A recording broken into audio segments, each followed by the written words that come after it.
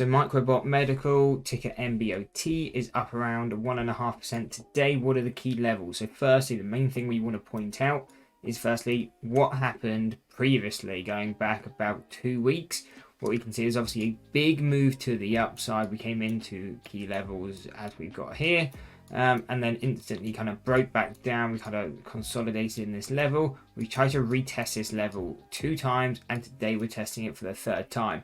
So what's likely to happen? What are key levels to pay attention to if we end up breaking through? So again, this 235, as we keep trying to push it, this is making me think that we do or are likely to start breaking through. Because again, if you're trying to keep retesting a level, eventually the buyers are going to take control over the sellers and we are going to break through. So if we do break through, that we then have a target at 290. If you want to know what this level is, you can see it's over on the right here. This is our first deviation on the 1 year. Now, if we break that, we're then looking at 350. This is our second deviation on the 6-month chart. And if we break that, basically going back to kind of this 2-week high, the previous pump level, that would be 425. Considering we've done this move recently, this would kind of be my main focus for now, is how we react within the range already created here.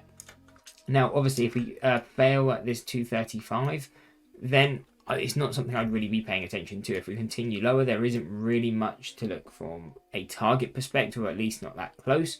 So again, probably something I'd be avoiding myself. But if we did break down, the main thing I'd be watching for is the gap fill location at 125. So again, this was kind of that pre-momentum move.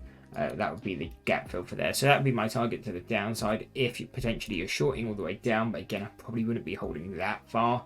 Because like right now we're kind of coming into a fair value area. We're starting to consolidate, riskier trying to hold shorts past this level, especially on stocks that has a history of pumping.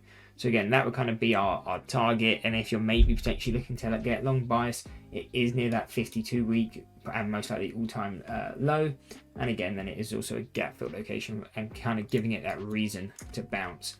So again, we talked about these 4 resistances to the upside. They're going to be the key things for now. But if we do end up breaking the recent high, the next focus would then go to 475 and 560.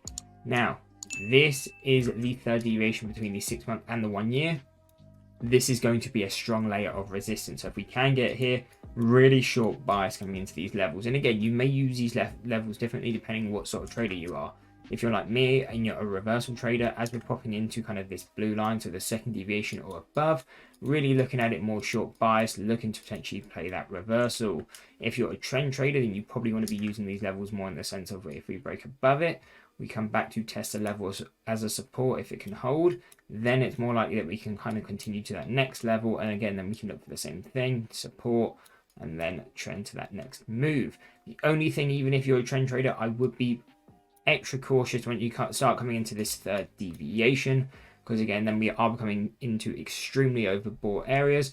If algos are triggering, which you may not get on a stock like this because it is on the smaller cap side, so you may not have kind of institutional shorting this, but especially even you're going to have other retail traders shorting this.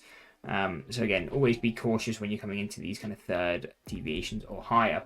Thank you for watching. If you enjoyed the video, you will probably enjoy this video too.